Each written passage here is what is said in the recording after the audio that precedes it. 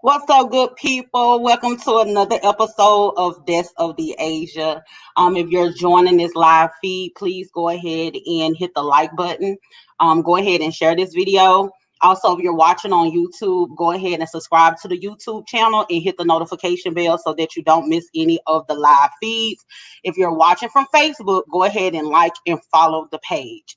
And then head over to YouTube and do the same thing. Tonight we're going to be talking about the state of the conscious community. If you guys do not know, there has been so much going on in the conscious community lately, and we're going to get into that. I have Black Skull that's in the studio with me tonight. Akaji is supposed to be joining later on, and we're going to discuss some topics that's been going on in the conscious community. Also, I want to get into what I consider like the rise and the fall, and what the conscious community was at one point and what it has grown to be. And I think it has devolved more so than evolved. There has been a lot of things that have taken place that has pushed us forward as a people, on the grassroots level and everything, but all at the same time, it's a lot of people in the conscious community who consider themselves to be leaders who have forsaken the people. And that's what we're going to be talking about tonight.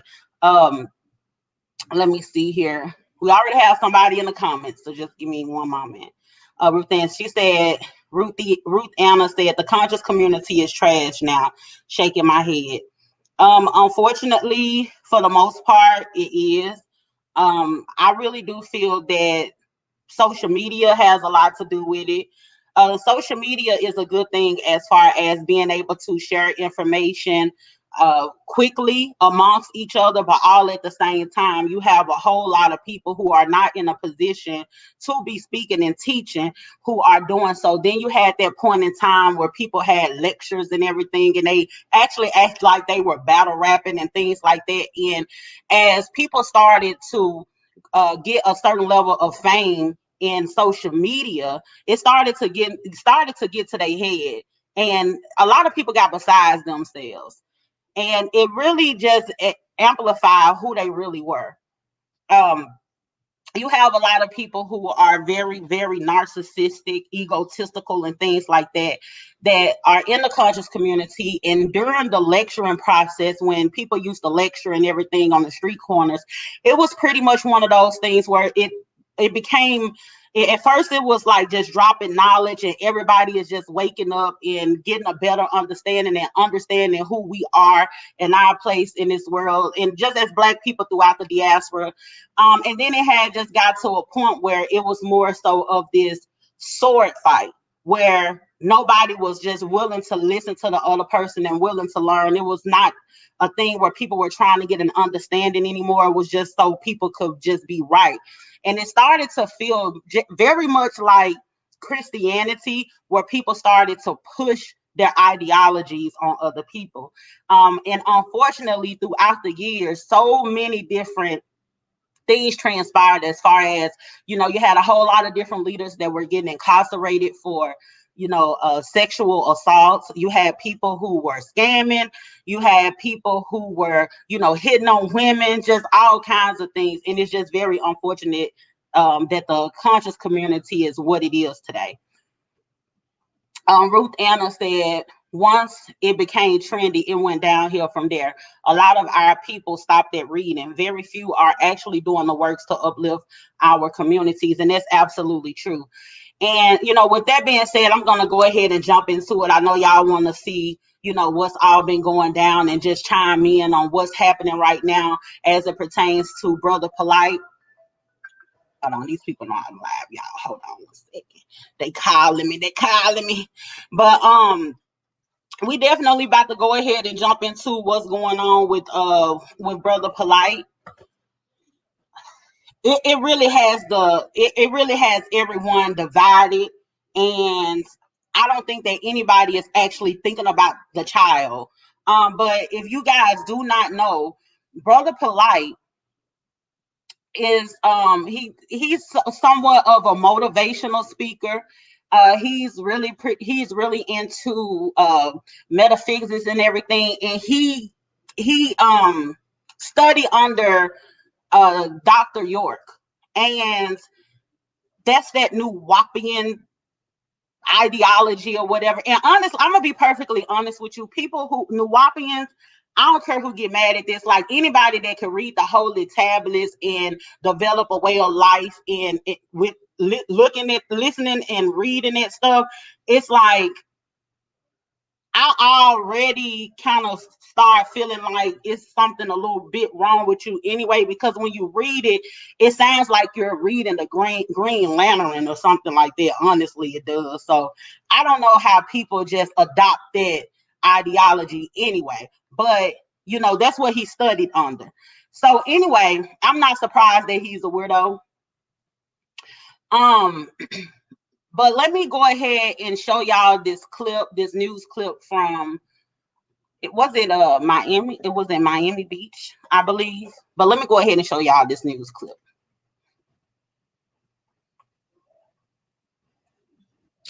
Rich Ross, Black Power, brother. One moment, let me show y'all this news clip.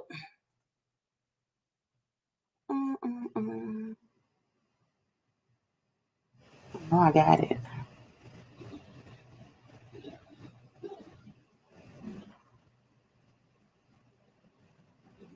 Child. Nah. Hold on, y'all. I'm gonna pull it up. I thought I had it. I was rushing. I ain't gonna even tell no lie. I just got through painting my nails because I was like, I can't go on here and my nails chip. They was chipping. Hold on. Y'all bear with me. If y'all are on this feed, go ahead and like the video, share it. If you're watching from YouTube, go ahead and subscribe to the YouTube channel and share it. Don't you know my last video was almost at 500? I'm like, oh, yes. Okay. Hold on. I had it up at first. All right. Here it is, people.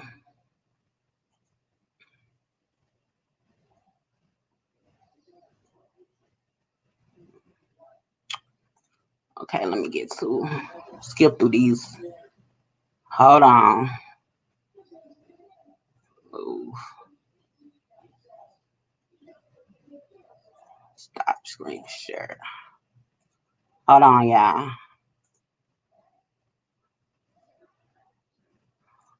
Don't be leaving because y'all ain't got nothing else to do. Just hold tight. Here I come.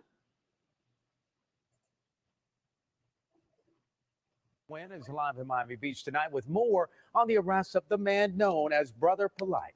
Kim. Yeah, well, Jawan, the suspect surrendered here at the Miami Beach Police Department earlier this week. Police charged him with sexual battery of a 14-year-old girl. We did speak with his lawyer earlier tonight, who says that these charges are false. This is the mugshot of 37-year-old Michael Nowak Jr., also known as Brother Polite, to his more than 300,000 Instagram followers.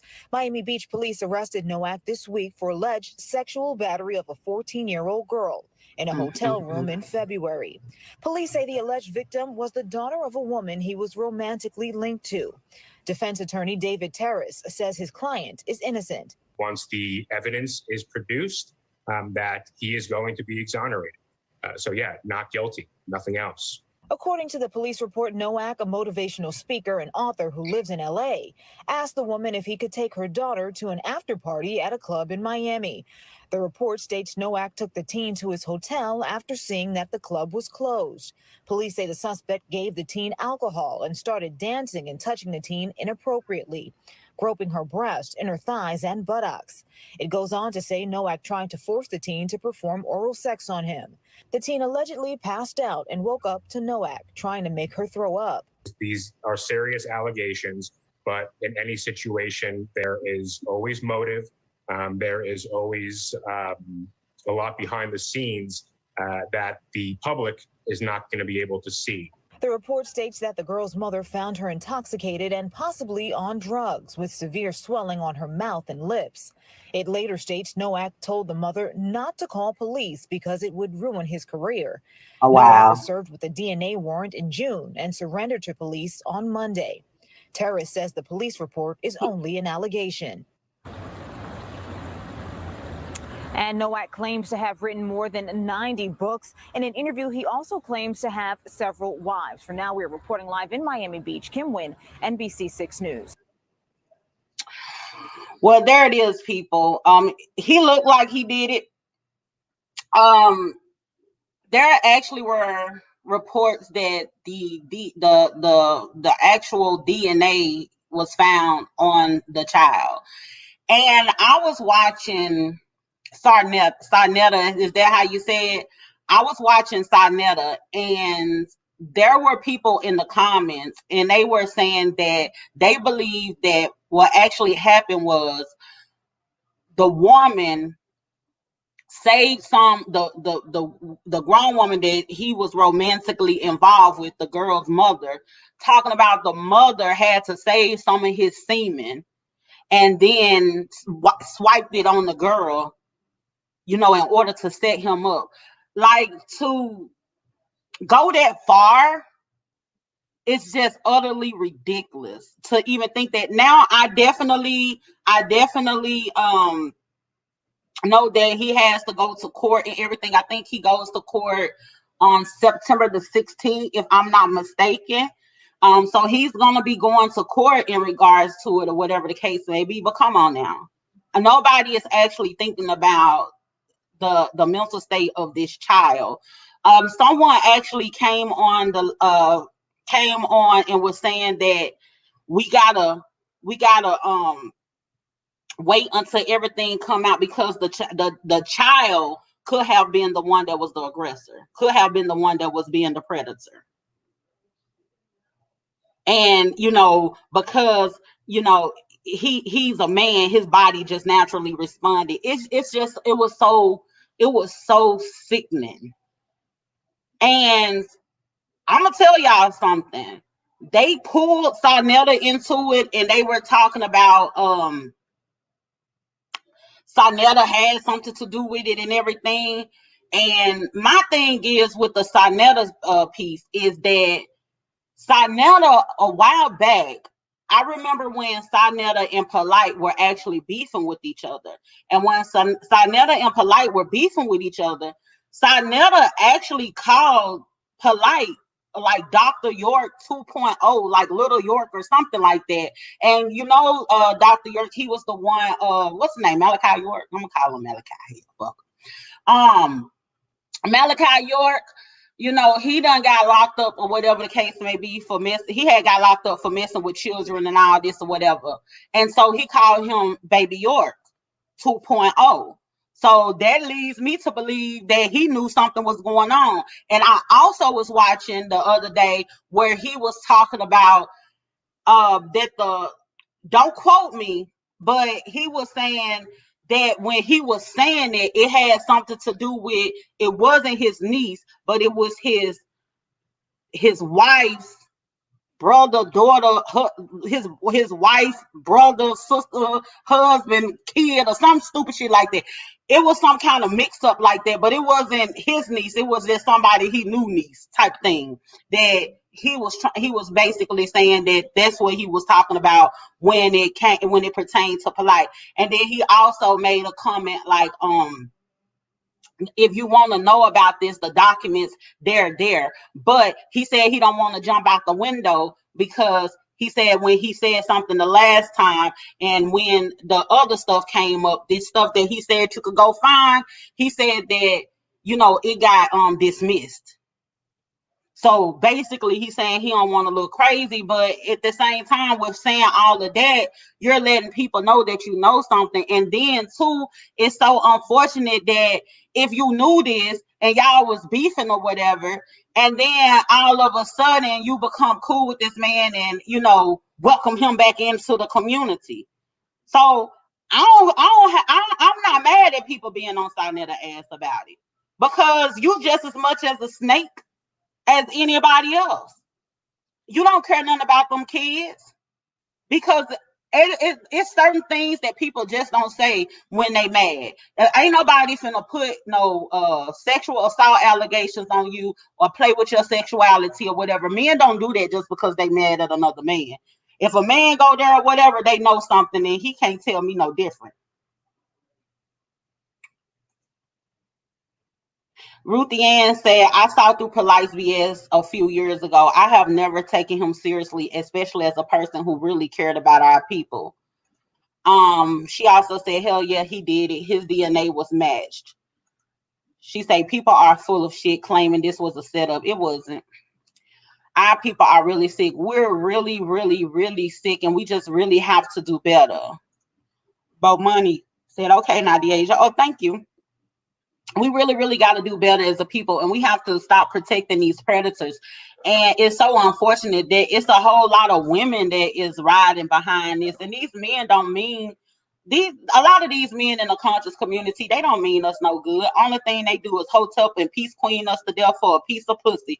Only thing they be doing is pandering for pussy a whole lot of times. And what you end up doing is getting in these circles, and you come to find out the only thing they do is swap wives and have orgies and stuff like that. Next thing you know, you gonna work caught up in some type of sex ring or whatever the case may be. These niggas sitting up in these dashikis trying to see what their mouth do.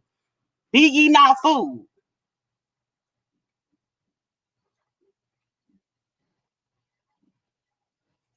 Bomani said, Polite looks like Grandmaster Flash in the hairline off with his head. Yeah, and he does need that Marlo Hampton hair follicle enhancement that she got going on. He needs to go see Marlo Hampton doctor. Because he really do look bad. He needs to be hydrated. He needs some hydration or something. He needs to exfoliate his skin. He need a spa day, goddammit. He does look a mess up there. But anyway, I have Black Skull. He's in the back. Before I go to the next so-called conscious leader or whatever, I want to see what he has to say about all of this. So I'm gonna bring him on. Hey, what's up, sister? Hi. Hey, it's all good. Listen, I understand what you're saying and what a lot of people they always get confused about it, and I think it's because we get more into that personality and not more into the work. Because Brother Polite, I started ignoring him a long time ago, and it wasn't because I didn't like what he was saying or things like that, but it's just that we get away from the local aspects of the struggle. When we say conscious community, you got to deal with your local community. And when you're not dealing with your local community and you're dealing with the nationwide community first, I mean, you're going to get your heart broken because you got to stick with the people that surround you first. So when somebody that's nationwide comes around, then they have to come and try to filter in. When they come to your community, they got to try to filter in what y'all are doing. But that ain't what we do. We try to filter in what they are doing when they come. And that's what I guess it kind of like takes away their humbleness because they're not coming humble. They're stepping in as if they're royalty. Mm-hmm. You know what I'm saying? And that's Yeah. just how we need to start treating them as if, okay, you're coming to Fort Worth or wherever you're coming from, coming to. Humble yourself towards us. That way we'll really understand where you stand. But if we do the opposite, that's only embolden them like pastors and preachers. When they come around, we lay out the red carpet. Do you follow what I'm saying? Yes. Yeah. So it's a buildup that gets them to that point where they start feeling that way. That's just how I feel. That's why when anybody who I meet, I always keep it on the ground level. Even when I met Dr. Khaled, and you know, he stayed on the ground level. He humbled himself to us. You know, he even spoke to my wife and he didn't have to, you know, and he spoke to just everybody in the community. He humbled himself towards us, you know. So Mm-hmm. that's what I see when I first see anybody who claims to be conscious is how do they react when they come into a community or anybody else who's conscious that's not I don't want to say territory, but their area. How do they humble themselves, or do they stand with the expecting that red carpet to pull out, which a lot of people in the community do, conscious Right. community. That's true. And I will tell you a little background about me as it pertains to the conscious community. I was one of those people that was fortunate enough to never have been indoctrinated with Christianity, right? Right. And so when I was like entering in a quote unquote conscious community, it was more so of these, like, it was more so of the, you know, the people that walk around, you know, they got their crystals and they meditate and all that kind of stuff. It was more about spirituality more so than anything at that point in that stage where I was at, because I wasn't at a stage where I was trying to like debunk the Bible or anything like that, or deal with all of the lies that were told to us and all this old kind of stuff.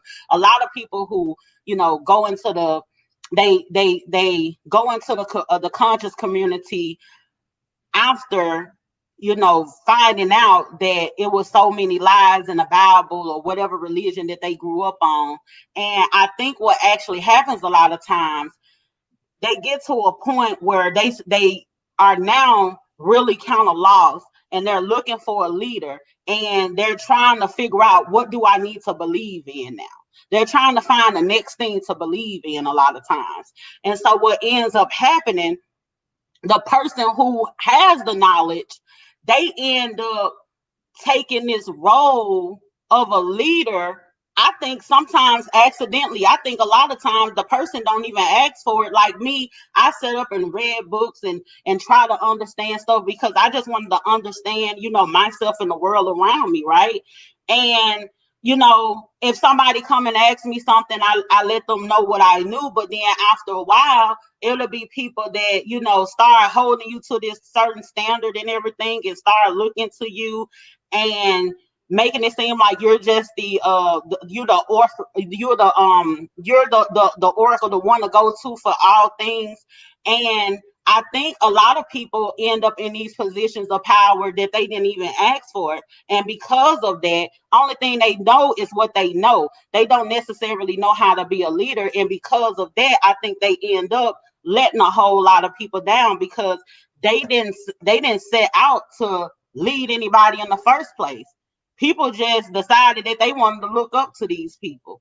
And me personally, because I didn't come into the conscious community that way, and I don't look up to people like that. I've never looked up to people like that. I never understood, you know, the whole pastor thing. I don't understand going to church. I never understood going to church and the pastor telling me to read a part of the book that I could have read at home. Like I never understood that. And that's the same thing with like looking up to people in the conscious community. If you took the time out to go search for the information and look for your information, that person had to do their research. You could do your research yourself, but what it is, a lot of people are so lazy and they look to other people to do the work. And next thing you know, they find themselves in a situation where they're getting let down by these people who didn't even sign up to be their leaders anyway. Then you have these people who realize, oh, okay, oh, I'm some type of leader. And then they start getting a big head. You got some people that actually get the big head. You got some people who are humbled by it because they wasn't even trying to be a leader, but they appreciate that people look up to them.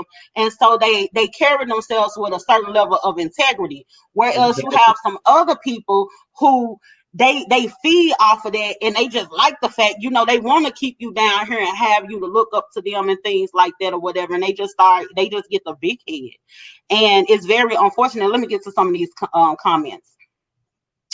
Amin says, great point. When it said myself. Ruthie Ann said, our people are making them royalty. People like Polite and PF. Who is PF? Get rich off the donations of our people, just like these preachers get rich off the people. Then as soon as they get rich off our people, they go straight to the white folks. We're the ones who make them into master teachers. That is absolutely correct.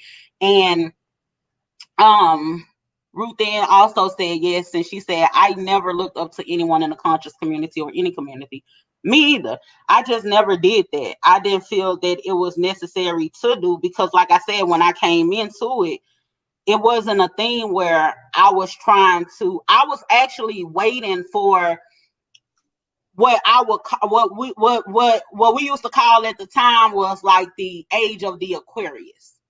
I was waiting to see people gain certain knowledge because I felt like I was by myself for a long time. I felt like I was the weirdo for a long time. You know what I'm saying? Because it was like all these people, it was a bad thing to say, oh, you don't believe in this or whatever. I got shunned upon it, in my, in my local community, amongst my family and friends. People didn't want to be around me because I didn't believe what they believed in. And so I was just waiting to get with these group of people who think like me and everything, and I could just feel normal. And then all of a sudden, it's a whole bunch of weirdo shit going on. I'm like, this ain't that. This ain't what I thought it was going to be. And it wasn't that I had an expectation of people. I really just didn't know what it's not like I had this expectation of people themselves. I just didn't know how it would look like when everybody woke up, but that's not what I thought. Like the conscious community would turn out to be. But I didn't have any expectation of like a specific person or anything like that. With the answer, I never looked up. Okay, that's the same thing when she was saying that she never looked up to anyone, and I think that a lot of people that's on the grassroots level are the ones that they're actually doing the most work. And you have these people like Sonetta, Polite, Umar Johnson, what's the other name? Young Pseudo Pharaoh, him. You have Yada telling women that cycles are unnatural and things like that. You have all of these people who are pretty much like celebrities or whatever now. And granted, I don't have a problem with people getting money. I don't have a problem with living in a lap of luxury. I don't have a problem with you riding the most expensive car or whatever the case may be. If we're supposed to be kings and queens, that's how we're supposed to be living. I don't have a problem with it. The same way, let me tell you something. People be talking about people wearing this high fashion and all this old kind of stuff.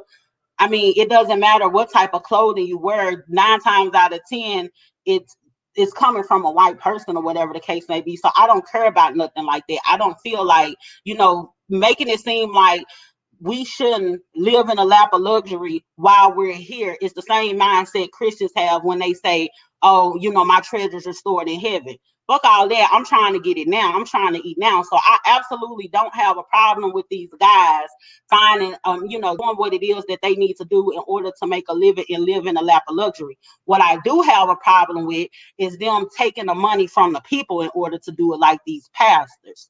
That's what I have a problem with. You have people like Umar Johnson riding around in whatever type of car. I don't know. He's not living in the lap of luxury right now, because he done spent up all this school money. I don't know what he's doing, but he's running around asking people for donations and telling people, okay, he's finna build a school. He ain't never built a school, ain't laid one brick to this school yet. Like stuff like that is the stuff that pissed me off. I like don't take from me. Don't come in acting like you are a good shepherd and you are actually somebody who is taken away from your people in that manner.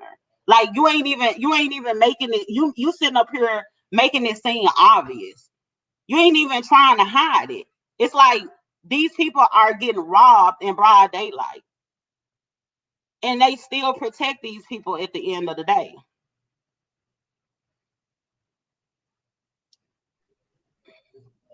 And then the Dr. Umar, he actually Dr. Umar, he actually went to what was it he was at? It was a casino or something like that. And that really pissed me off when I seen it. I'm like, you're at this casino, you haven't laid a brick down to this school, and you're at the casino, and at the same time while you're at this casino, you're asking people for donations. Like that is so sick to me. I don't get it. Hold on one second. Baba Amin is coming on here. One moment, y'all. Hey Baba. What's happening, Deja? How you doing? I'm doing good. You know what I'm saying? I'm all up at your desk and stuff, trying to see what's Yep. happening. Welcome to the Desk of the Asia. Deasia. I love it. And if you guys do not know, Dr. Umar Johnson could never. This man here, he actually has a black-owned African Center School called the Uhuru Academy. If you're Yes, gonna send your donation to somebody, that's who you need to send your donation to. Something that's black-owned and operated. It's the doors are open. I Yes, You ain't say indeed. gotta worry about somebody asking you, telling you that they looking at a building and they need to get the window fixed and he's standing outside in the abandoned school. You ain't gotta worry about that with this one right here. And now we don't leave nothing for your imagination. We've been operating since 2010. We're going into our 11th year. The online academy is jumping right now. You know, with COVID and everything, we're enrolling from 3rd grade to 12th grade. Then we have UASC International with the owners out here who we train. Sister Keontae X, they got the campus, the STEM campus out here in South Carolina. And, you know, Prince Circle of Legends Academy. Shout out to Ashley Prince, Jay Prince in Houston, doing a thing as well. So it's all about networking and people coming together and putting that work in for our Yeah, baby. You know what I'm saying? Because they worth it. yeah, definitely. Yeah. Let me ask you this because Sure. I know that you do a lot of work in the community and everything. How do you feel about the state of the conscious community today? Well, you know, I'm gonna be real with you because I'm at the desk of Deasia, so ain't no need of me cutting any corners.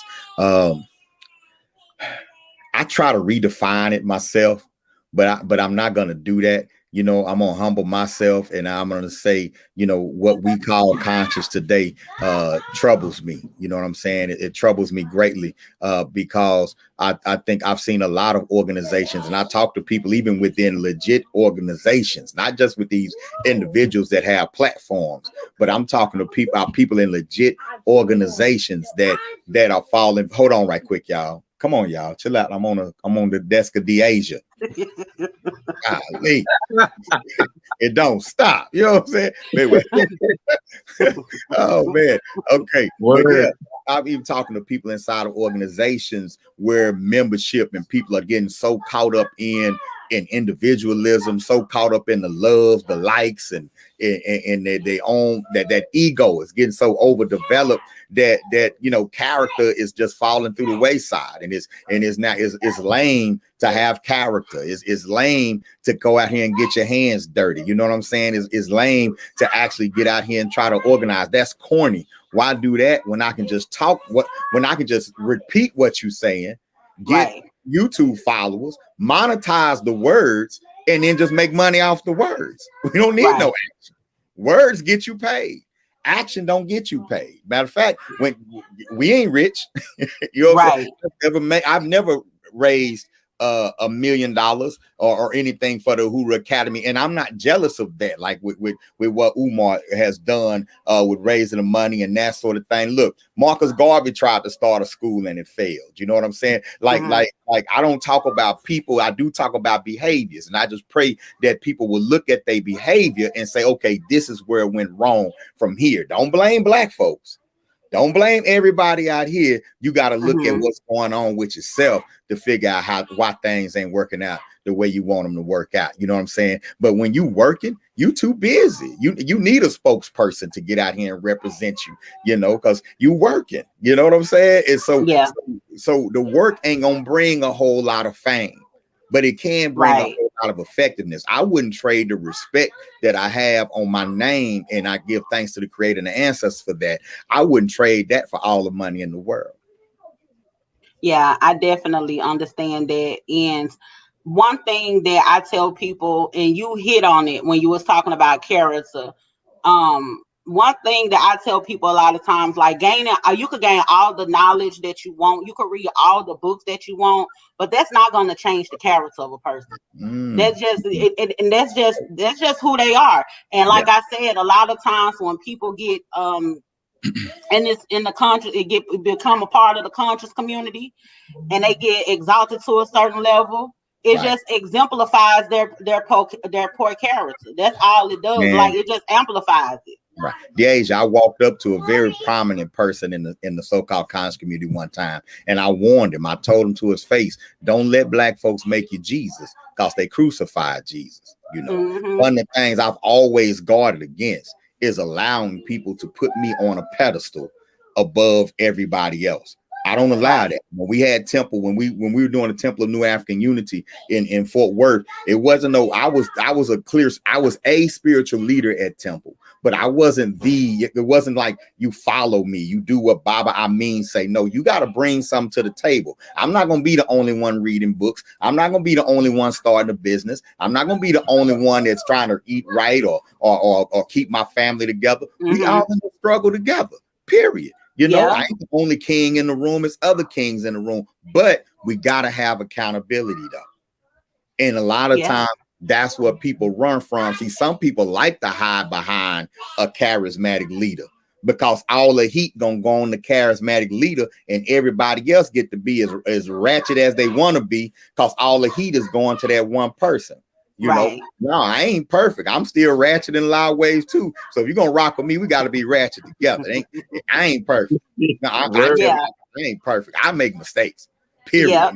And that's definitely one thing that, you know, that's definitely one thing that I appreciate about you, and, you know, just being around you and everything, because I'm one of those people. I listen to people, but a lot of times I'm not gonna tell a lie. I'd be thinking most people full of shit. So it's like I really do. I just go in like soon if somebody grab a mic, I'm automatically like, oh, here come that bullshit. Like that's the type of person that I am, right?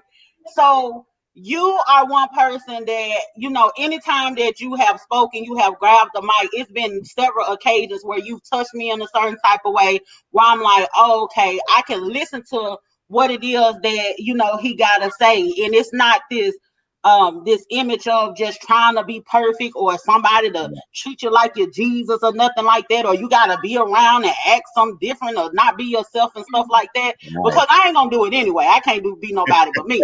But all at the same time, there are some people who try and make it seem like, you know, that you got to be around them and act like that, or, you know, like they're better than and things like that. And then the whole time they be full of it. But it hasn't been one time where there has been times, I'll be perfectly honest with you. There has been times where I have heard you say some things that I didn't agree with. Right. And I disagree respectfully. You know what I'm saying? Right. It's been moments where we done, shared our different opinions on things or whatever the case may be. Right. And just to be able to have that openness and just to be able to talk to people and allow people, you know, to express themselves, because a lot of people look up to you and you're very knowledgeable. And if at the end of the day, if I can't figure it out, I'm like, well, let me see if he knows this, and then he probably I could go ahead and take his word, you know what I'm saying, if I just can't necessarily figure it out or whatever. But being able to value other people's opinions and also still being a student. See, you're still a student. A lot of people, you know, they get in certain positions and they're not willing to learn or listen to other people anymore, whatever the case may be. And once you stop being a student, you can't lead nobody. Right. It's your ability to learn that allows you to be knowledgeable in the first place, you know. And I remind myself every morning that I don't know anything yet. I'm still learning. I'm a droplet in the ocean. You know how insignificant a droplet in the ocean is? You know what I'm saying? You know, so if I'm not connected to others who are strong where they're strong at, then we ain't gonna get nothing done. We can't build schools by ourselves. I don't do this alone. You know what I'm saying? We can't do any of this by ourselves. We don't build our platforms by ourselves. I appreciate just being here. Me talking to you right now is you allowing me a platform, if just for a few minutes. And I appreciate that. You know what I'm saying? Yeah. But I'm gonna hustle though. I'm gonna do what I gotta do with it. I'm unapologetic about my grind. You know what I'm saying? If you don't want me to win, don't bring me around if you don't want me to win. Right. I want you to win when you come around me. You know what I'm saying? Exactly. Your victory is my victory. You know, and I think a lot of that energy that's out there right now, where as soon as somebody gets something, they want to talk to their haters. You know, y'all assume that somebody mad that you made it. Why you addressing them? Yeah, I'm here. I know you niggas mad. Why you talking to them? I didn't even thought about them. Hell yeah. Why you talking to them? You know what? You know what I think that is? I think that is people who are not very secure in themselves. And I think that's people who just don't believe that they even deserve what it is that they have. And Right. I think it's like that, what they call it, what they used to say, what they used to say, you got the devil talking here. And what was the little Yeah. saying? What's the The thing with devil, the angel the on one devil on the side and show, the devil devil? on one show, and the angel on the Yeah, other. and it's like I think that's something that's going on in the inside. Yeah, I because think that's when going you get on a in the stack, inside because like yeah, they making up yeah. imaginary haters. When you mad and you get a stack, you want to tell people. You know Hmm. what I'm saying? Because you mad, and so you want to tell people this is what I got. And what the devil, what that devil on the show to tell you is, yeah, you really helping the people. That's gonna motivate them. Show them your Bentley. That's gonna motivate them. Show them all that stuff that you doing for the people when you show them everything that you got. Now, not necessarily. I don't, you know what I'm saying? Not you might be motivating some people, but other people looking at that and saying, I don't want to see that shit. I'm struggling. Yeah, you know, you I and don't then want to you're see that. stroking your ego. You Like in stroking a your sense, you're ego. stroking your Right. ego. Right. You stroking your ego, and so, we get caught up in that. And then when the tables turn and something happens to you or you get accused of something, the people that you've already rubbed the wrong way, they're going to say guilty off top. Guilty off Hmm. top. You're going to lose the court of public opinion because what you thought was love, what your ego was telling you was love, wasn't love at all. You wasn't Yeah, showing love and you're not really getting love, you know. And, yeah, and and so that's what happens, man. And people jump on the train real fast and then condemn you in the court of public opinion before anything even come out. But you bring that energy, you attract that energy to yourself. That's how. yeah, yeah. You really do. And I'm one of those people that I'd rather put my energy into those people who love and support me. I Right. think that's where my strength comes from those people who love and support me. You Yeah. have so many people who, it'll be so many people that love them, and then two or Mhm. three people got something negative to say, and Right. they're worried and they focus on them, into where it gets to a point to you could actually offend the people who support you by addressing haters. You're Like if not you even constantly acknowledging. don't nobody do this and you constantly, having something Mhm. negative to say, and eventually the people who gonna support you gonna feel like, okay, you don't see me then. You don't Right. see that I support you and I got Right. your back or whatever. So let me step Oh, back. yeah, I've had to pull the coat of my even some of my older children and stuff like, stop saying stuff like you did this by yourself. You ain't did nothing by yourself. Yeah. You ain't do We that can't by do yourself. anything by ourselves. No, you ain't accomplished. Exactly. You don't accomplish greatness by yourself. It doesn't Mm-mm. happen like that. Maybe you forgot who helped you. Maybe you're taking those people for granted. The people who gonna love you anyway, whether you got everything or whether you got nothing. And those are the people we tend to forget. We want to acknowledge our haters. We want to acknowledge our enemies. So you ask me how I feel about the conscious community. I feel the conscious community is caught up in that. It's caught up in that disease. I feel the conscious community is caught up in ego. I feel the conscious community is caught up in the being the flavor of the day. But I also think that the conscious community is caught up in cowardice, like cats scared to be hoteps because they become a high side. You know what I'm Yeah. saying? So you got a lot of good people who are woke that want to act like they not woke because they don't want to be associated with being woke or associated with being conscious, But Yeah. I grew my locks in Fort Worth where everybody was still wearing high top fades. You know what I'm saying? I ain't never tried to be no trend chaser. I'm a trend setter, and so I think the conscious community is a mixture. It's a mixture of a lot of ego, maniacal, crazy people at the so-called top, and then a bunch of scared people, you know what I'm saying, in the middle, they're scared to admit that they love the red, black, and green too. Yeah. Word. Because I'm guilty for getting on hotep's asses. And I know a lot of people be like, hotep's, that means peace. You don't know what it means. But I'm gonna tell you something. You A know what lot it of these means. men that be rocking their dashikis or whatever, be Mm-hmm. like hotep, peace queen, high goddess, empress, or whatever the case may be. Right. Only thing they be doing Yes, is they do. pandering for pussy. And at Yes, they first, do. that used to work. Mm-hmm. That used to work at first, because Mm-hmm. we weren't you it was a point in time we weren't used to hearing, our black brothers call us black queens and sister and all this old kind of stuff. You like, oh, you a goddess and all that kind of stuff. It sounds real good, all them sweet nothings or whatever the case may be. And next thing you know, your shirt up over your head and your drawers on the floor and you're bent over and you just spread eagle. And it's like, oh my God, like what the hell? And then they come in all of then after that they want to introduce you to polygamy and all this all kinds of stuff. And it just be Right. Man, Right. yeah, I'm gonna tell you this because as Bob of the Temple, you know what I'm saying? One of the issues I often had was that situation right there. That situation where the sister get with the brother and do the thing and it just ended. It'd be like a regular ass situationship. It ain't, it's just a situation. Instead of saying bitch ho, you saying queen, this and that, you know, instead of saying my nigga, you saying my king. But a lot of behaviors are still the same. The toxicity is still there on both sides, and then it blow up. And I would get calls like, Baba, he did me wrong, you know what y'all gonna do, right? But I always tell them, because they used to say this all the time. She tells us all the time, if you come to me, and I used to tell the brothers this, I don't do G code shit. If a sister come to me and asks me about you, I'm gonna tell her what I know about you. And sisters would never want to hear me in the beginning. You know, they sisters, you can come in now. You ain't gonna be telling me who I can date. I'm not trying to tell you who to date. I'm saying I'm a resource for you if you want to know some red flags, what to look for. They want to listen to that. Then when it goes sour, what y'all gonna do? And I always tell them I'm better at prevention than intervention. Yeah, and that's the best thing to get ahead of it. Yeah, I'm better at prevention and intervention. Once you make that decision, you want that right. You have that right to do what you want to do with your body. So once you make that decision, right, it's not much I can do or the rest of the conscious men can do once you make, but we can do a whole lot to help you not make that decision in the first place. Exactly.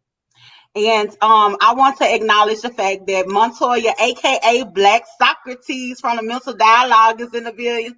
Hey, Montoya. What up, bro? Hey, what's up, Queen? You know, I had to come on here and support. And then when you get my man, Baba Amin, this is somebody who I respect and look to, and I know he always humbles himself. But yeah, we definitely follow a lot of the guidance and the thing. And he's kind of explained himself, but I want to highlight the things that he's explained because if you think about, just kind of when we talk about the state of the conscious community, I ain't gonna stay long because I know you got a lot of people on here. But what I want to say real quick, we say, what's the state of the conscious community? Well, if you think about when you were younger and you tried to come into the conscious community, the thing that you appreciated the most was you felt like you was reaching some level of higher thinking, right? You was getting exposed to this new knowledge, a lot of stuff that may have been hidden from you or you just didn't know. And you're like, this is a higher level of thinking. Well, the reality is we've lost sight of what higher level thinking does. Higher level thinking, humans constantly evolve. So evolving means even getting past the thinking that you may have had 10 years ago or 20 years ago. And so an aspect that's missing is diverse thought within the community. Like we don't make room for diverse thought.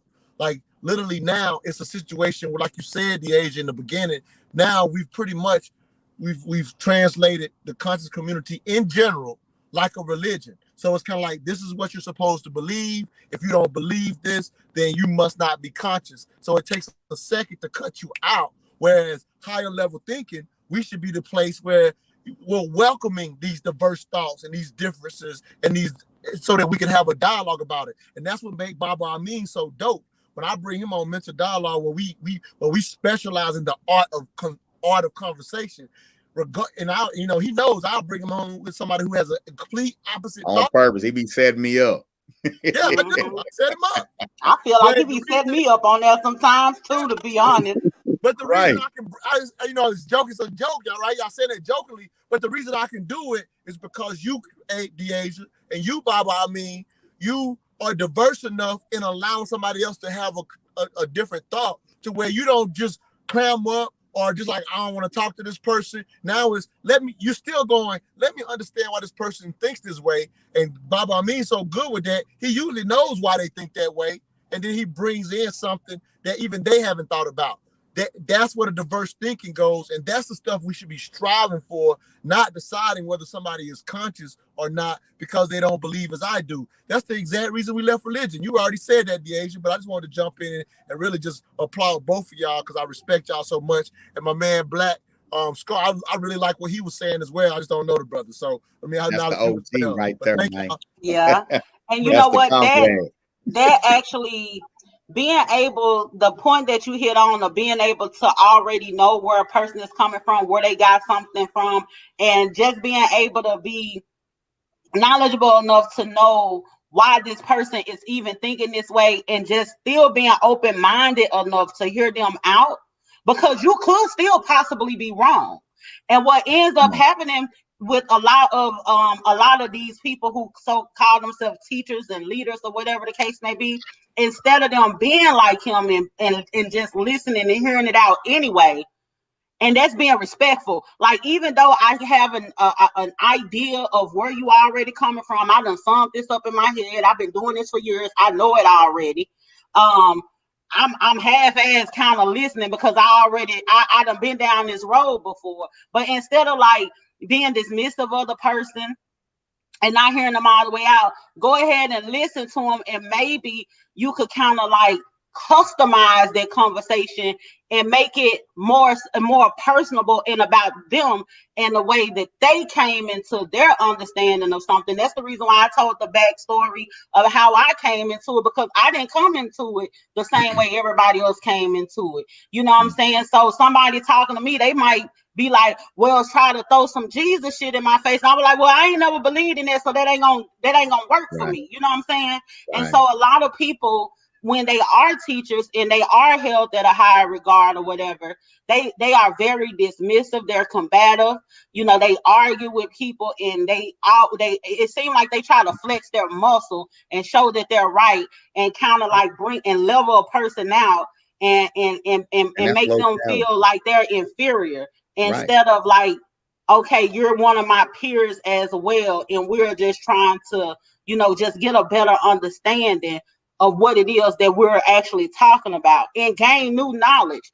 I think that we make the mistake where we know what we know, but we're not willing to actually add on to what it is that we know. We just stay right there at this one place, and we're not actually evolving anymore. We're just running in a circle. We're regurgitating the same information over and over again. We're having these seminars, we're having these lectures, we're having these get-togethers, kickbacks, or whatever the case may be, and we've been saying the same shit since they let us in the library and let us read a book. We've been saying the same. And it's like, I'm sick of hearing the same thing. Like, at one point, are we going to just really start respecting people's mind and hearing people out? And then we'll be able to compartmentalize certain things, and then we'll be able to see where people's strengths are, and we'll be able to utilize more bodies and stuff in the community, where we're like, you know what, this person is good for this, or that person is good for that, or this person knows this, or that person knows that. But what we end up doing is hearing what a person's opinion is about certain things and how they see something, and what we do is try to straighten them. And it's like we try to baptize them, so to speak. Or we run away from having to do work ourselves by making our movement putting down your movement. Right. You know, I would be out here helping the community, but you got these charlatans out here. So I got to get out here and expose these charlatans. Exactly. You know, like somebody hired you to expose the charlatans. Yeah. Exactly. You know what I'm saying? But a lot of times, if I point everybody at you, it keep you from looking at who? It keep you from looking yourself. At me. You know, now when I listen, and I thank God that I was brought into the conscious community by some really cool teachers that taught me more about that. It was more about how I treated myself, more about how I treated people, how I behaved towards people, and less about who was right and wrong. The person that was right was the person that treated the next person with dignity and respect. The person that was wrong was the person who failed to do that, regardless of the point. So like when I'm listening to people that I don't agree with, I'm literally challenging myself on the inside to listen, not for them, but for me. That because you can learn something. Exactly. Not only can I learn something about them, I'm learning something about myself. that I'm willing to listen. I'm willing to learn, and I'm putting that energy out there, and that energy is going to come back. Might not come back from that individual, Right. but it's going to come back from somewhere because that's the energy I put out there. And I'm also letting my opponent know you're not a threat. Right. I'm not threatened by you. You know, I need to hear what you have to say. Even if I know what you're about to say, I'm not going to say it for you, Deasia. I'm going to listen. Right. You might surprise me. I don't know. Mhm. I'm going to listen. Yeah. What might surprise me is the key part to how you evolve to higher thinking. Right. Because I got this little, I consider myself a philosophy. And I just want to jump in right here because what you said, I want to really reiterate people for people to understand. That's why it's worth listening to the diverse thought. Because it happens, our mind goes into cognitive dissonance and we want to cut people off and don't want to listen. As soon as they're going down a train of thought, we think we've already heard.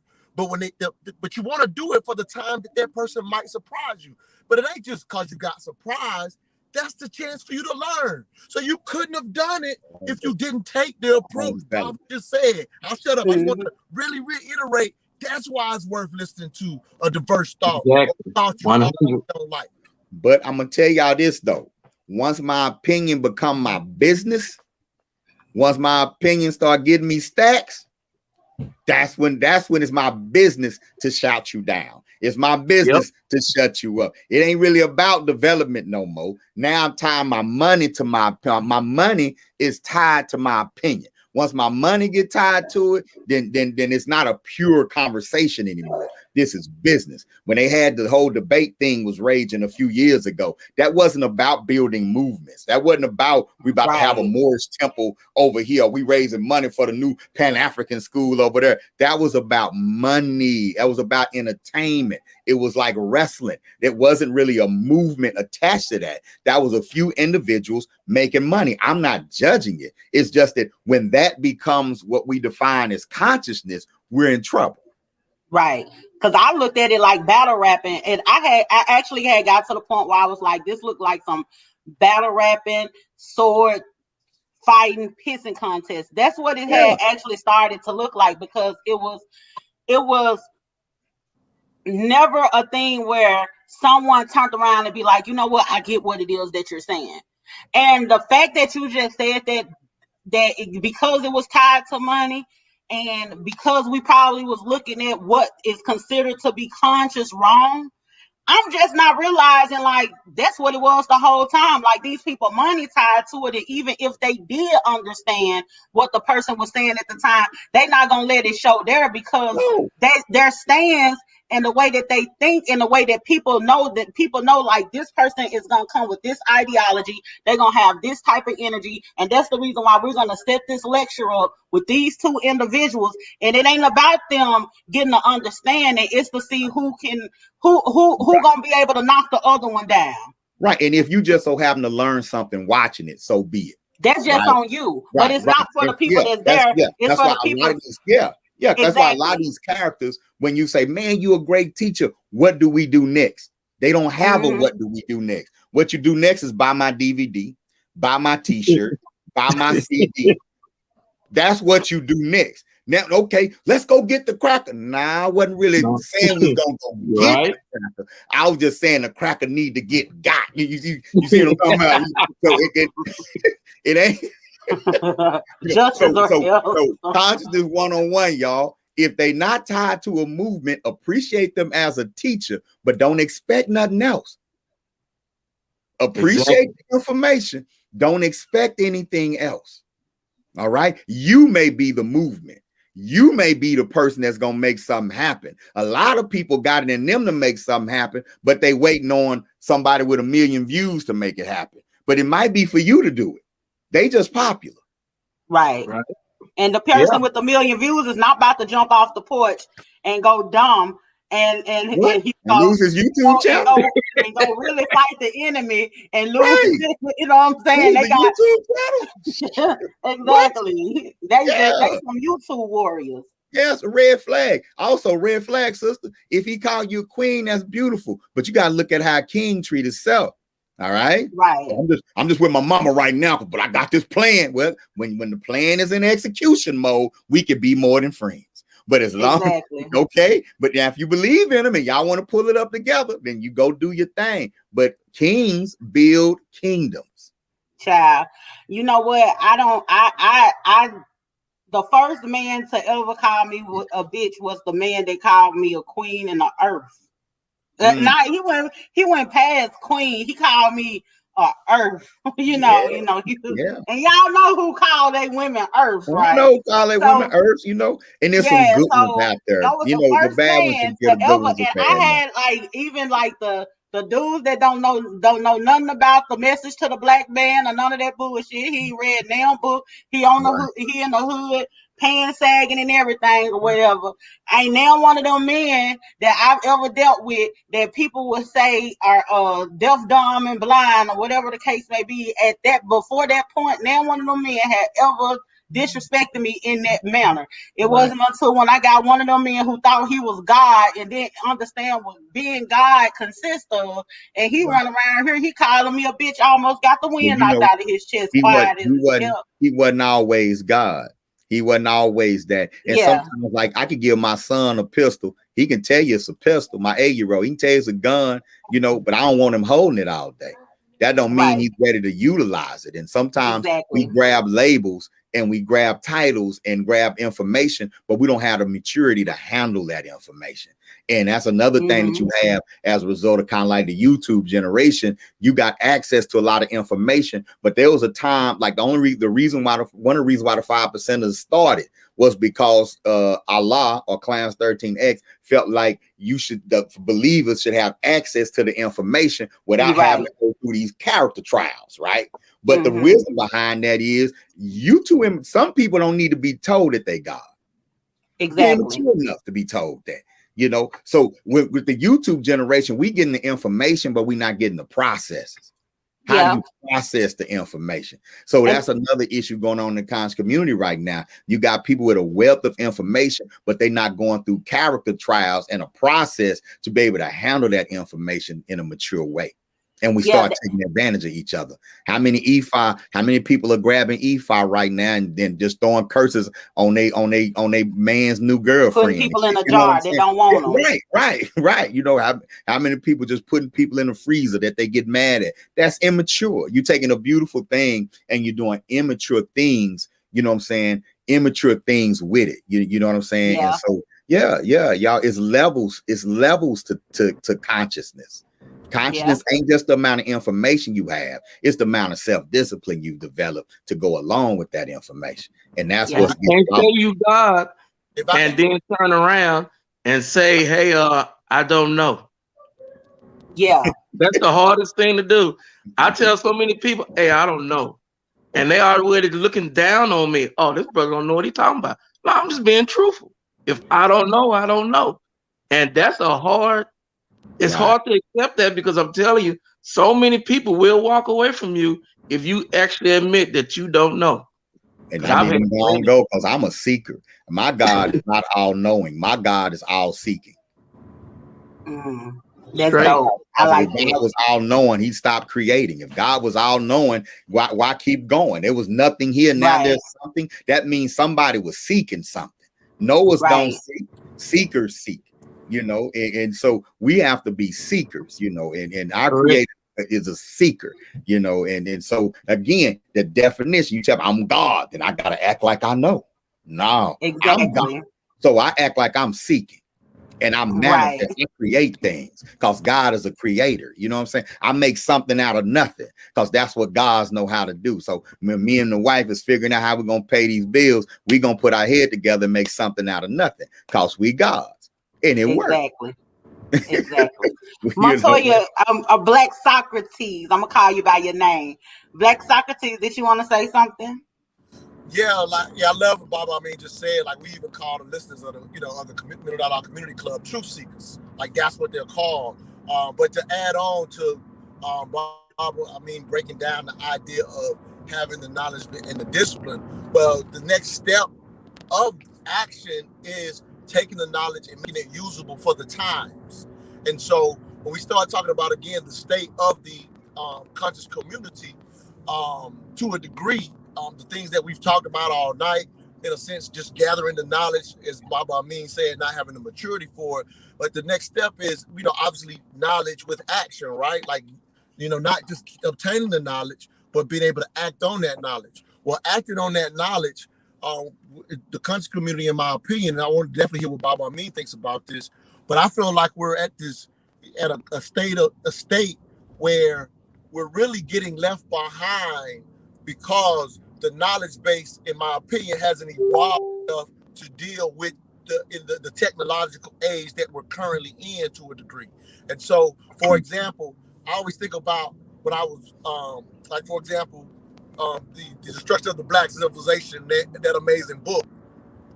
There was a part in the book where one of the areas or whatever, for example, they had the asset or the natural, like iron was like real abundant in their area or whatever. Like it was a natural resource in their particular area, right? So they had pretty much the market set on it, and they would do things like make ornaments and things real pretty with their iron or whatever. Another group outside of their area said, hey, we want to, in a sense, export that iron or whatever. So smart move, they created the trading lines and they exported it for money, of course. But that group outside of them actually developed weapons with the iron and eventually came and took over them with those weapons. Because the people who had it in abundance did not take their knowledge base to expand what they could do with the iron. So I'm kind of using that little example. You probably know the details better than I do, Bob. I mean, but I'm using that example to say when the agent says, "Hey, what's the state of the conscious community?" I feel like we're very much at the stage of having this knowledge that we're not advancing or evolving to be able to deal in the space age. And the thing I love about the Uhuru Academy is how long y'all been pushing STEM and business. You know what I mean? Like these are popular words that we'll fuss and say, we need to do this, we need to do this. However, we're not really learning I'm talking about the nuts and bolts of how to conduct business. And we're definitely not encouraging enough of our children to move into, in my opinion, STEM and STEAM to the degree that we don't always know the history of our ancestors and how prevalent that all of this science we know today, for example, is built on the back of their knowledge. So one, we don't know the history. So now we're seeking things that are not as smart and involved, and we could be the very group that someone outside of us takes our knowledge and use it against us, just like that group did with the iron. And you know what? Before you speak on this, Baba, I want to say something because I was having a conversation about this. I think that we deal with information overload for one, because we get all of this knowledge, we read all of these books, and a lot of this stuff, if we can't even really apply it in real life scenarios, it's just a lot of information that you can't do a whole lot with a lot of this stuff that we pick up and read, right? So I look at it as one, if we deal with information overload that makes it hard to apply.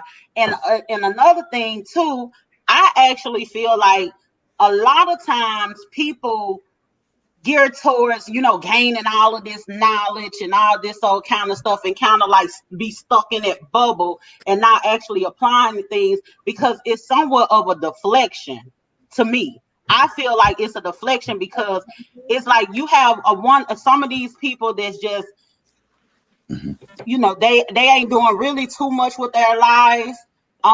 They're making excuses about being, poverty stricken and everything where, I'm gonna just live off the land. Like they come up with all this weird, I'm gonna live off the land type of stuff that make people understand the reason why, they walk around with rags on and shit like that. They don't look like nothing when they leave the house or whatever the case may be, because the white man this and I'm living off the land and this, that, and other. And a lot of that stuff be a deflection. And these people ain't out here really doing nothing and applying this knowledge and creating some type of life for themselves or some type of legacy or something. They're not really doing anything with it a lot of times, and I kind of feel the way when people start talking to me about stuff that I can't apply. Like, I'm gonna be perfectly honest with you, I don't give a damn about no pyramids that was built in 4000 BC. Like, at this point, they can't do nothing. I care when I didn't know it, and somebody had to tell me. So now I know who built the pyramids, right? Here it is, 2021.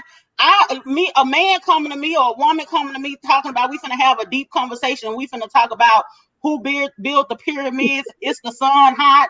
It's the earth flat, and all this old kinds of stuff or whatever.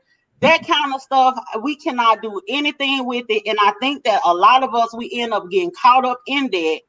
And to me, that's a deflection, because we got all of this information and people really are not doing anything with it anymore. I think that what we have to realize is more about application of knowledge, right? Knowledge has its place. There's no such thing as useless knowledge. There's no such thing. Now, like, I have no use for knowing how car engine works at this point in my life. Okay, it's not that that's not useful knowledge. It just ain't useful for me. I just need to know who knows about car engines that I can pay to fix my car. That's how, point me to the dude that know it, right? As a teacher, I've witnessed the transformative power of teaching about, for example, the pyramids to a student that's struggling in math, right? It's all about how you give the information, right? Because ownership is power. Right, I've witnessed the transformative power of not you, Deasia, because you already know, but I know sisters who will wear a beautiful necklace like what you have on and beautiful earrings like what you have on right now, and not know that there were Black women who looked just like that thousands of years ago that were royalty, right? And I've witnessed a transformative power of showing those pictures and those images, so it definitely has its place. To what Black Socrates said, as far as, evolving the information, right? Again, it's all about application. We don't want to get stuck in the past. We want to know our past so we can understand our present. You can't understand where we are if you don't understand where we've been. Right. And none of us know everything about where we've been. I know. I won't say none of us. Most of us. Let's just say me. I've been studying African history every day for 30 years, and I'm still learning. Now, I don't know what rate everybody else been studying, but I've been studying our story every single day of my life for the past 30 years, and I'm still learning new things, right?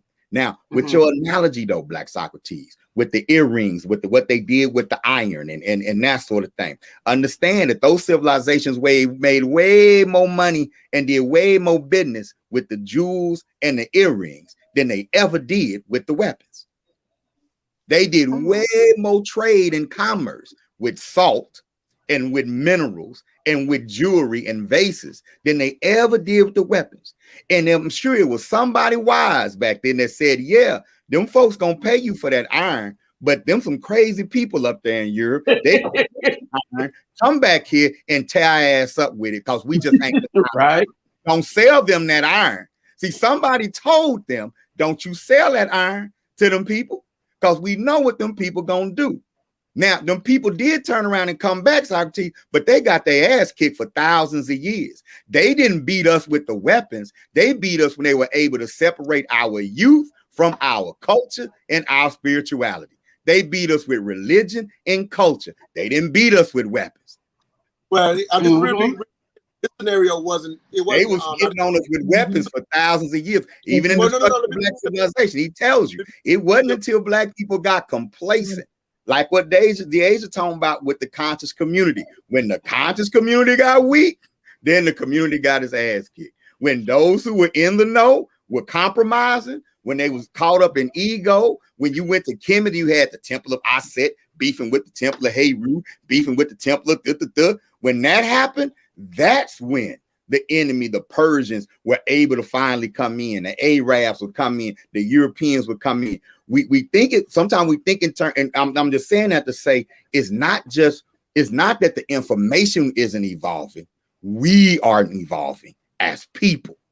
And I think we're We getting too much information from all over the place, and we're not able to apply it the same way where you were basic saying principles and you were character able will to protect do something with you okay, the pyramids. You were able to apply it in certain scenarios to help somebody you. grow. Yeah. So it is good in that It particular ain't case. relevant It's everywhere. somebody else about the Fulani earrings or whatever the case, whatever it is that you want to talk about.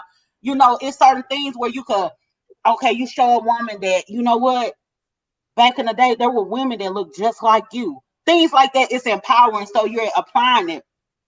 But a lot of times, people now, we get so caught up in just like spinning our wheels where we're just like just regurgitating information. We just going back and forth about the same thing, and we're not adding on to anything. We're Right. just kind of like just stuck in this one space where we're going back and forth about just a lot of weird stuff. To me, like Right. I don't find it necessary to just be, you know, having conversations about whether or not the sun is hot, if the earth is Right. flat, like stuff like that. It's and then people be thinking it's deep. People be thinking stuff like that is conscious, and we're just wasting time because we're Wasting not time. really. It's kind of like when we were in high school and we had to learn algebra. It was good for us to get past math class, but we're not really applying it in real life. It's good to know. Yeah. We need to know the difference between You this know, is some good information to know versus that's all we need to know. And I think but you we're know getting what, stuck DA? at that's all we need to know. And we're powerful because we know this. And we're I say, powerful because we have all of this knowledge or whatever the case may be. And having knowledge that you are not applying, that doesn't make you powerful to me. that doesn't make it now. It's a waste of time. Like consciousness, like for example, when I see brothers that got a knack, brothers and sisters got a knack for getting money, getting resources. To me, that's conscious. You conscious Right. of that. You aware of that. You know what I'm saying? When I meet a black astrophysicist, you conscious. Like that's a scientist. You conscious, right? Right. All I Mm-hmm. want to do is get 15 minutes of your time and see if I can call you into what we're doing for the community over here or whatever, right? And so that's what it's about. You know, it's consciousness is about what are you aware of, right? Cultural consciousness is taking what you're aware of and applying it to your culture, deciding that you're going to build something for your people, build something for yourself, for your family, legacy, Mm-hmm. land. You're not chasing another culture trying to be validated by them. You know what I'm saying? Mm-hmm. Yeah. And that comes in all kinds of shapes and sizes. Okay, Black Socrates, you were gonna say something? This is just for clarity purposes. So I actually, Baba, I was referring to a part where the outside even came into Africa. So this was just one. So this was black and black, right?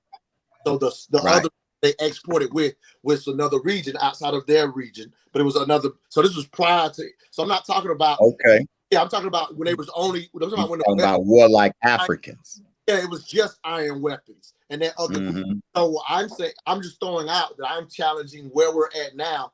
That you have, in my opinion, you have to advance to not. So as much money as they were making, obviously that's what they focused on. That, in my opinion, there should have also been somebody else advancing the knowledge base. Oh, absolutely. Your point, yeah, absolutely. You have to advance. So the other region of other blacks at this time, so it was before Adams came in. This is what I read. They advanced to that in addition to making jewelry, and they were able to get conquered even though they had the source. So you stuck on the same knowledge and the knowledge. Right. Get out. Right.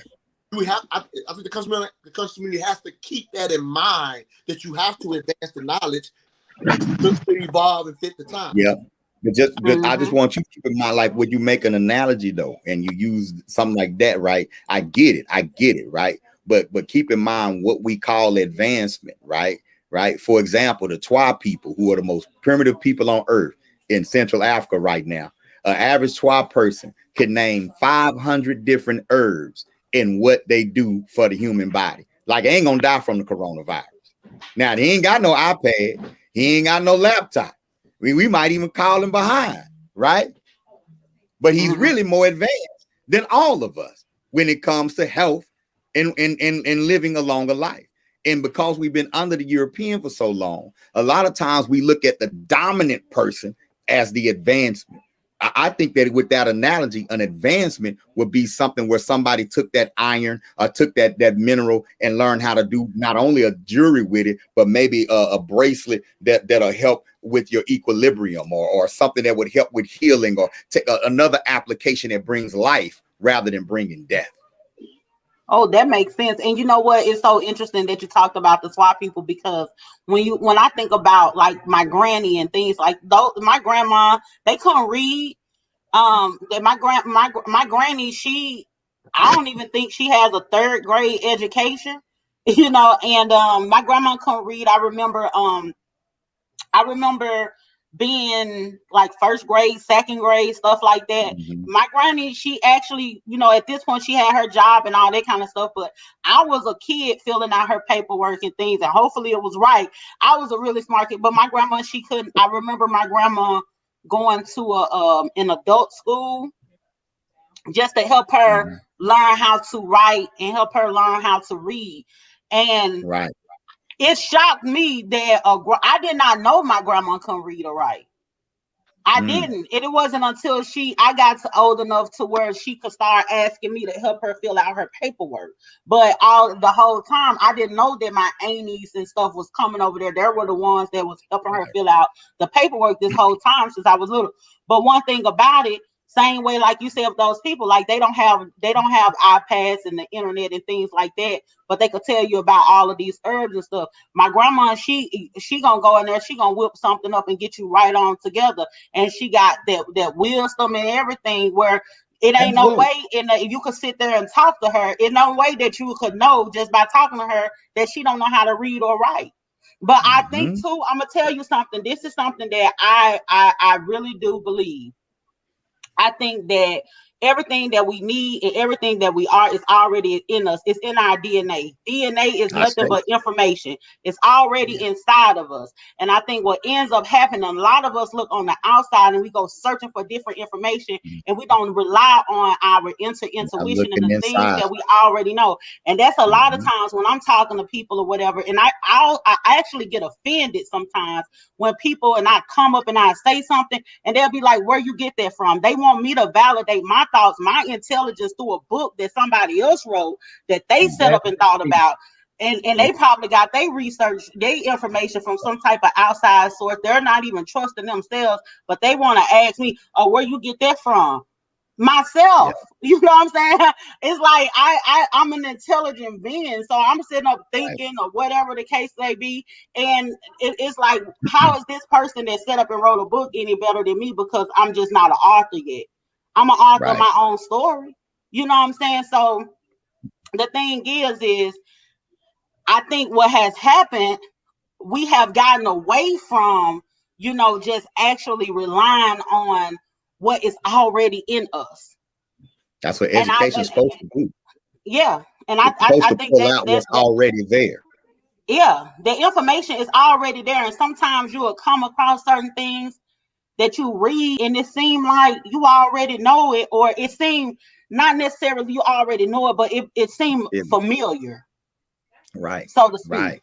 It's a connection to it, and that's what Mm-hmm. education is supposed to do. It's supposed to. Kwame Ture said, when he has a message to the conscious community that he did years ago, and he said that our job is not to I can't make you conscious, right? I can't make you an African. My job is to pull out what's already inside of you. I'm just trying to spark. As a teacher, all I try to do is spark.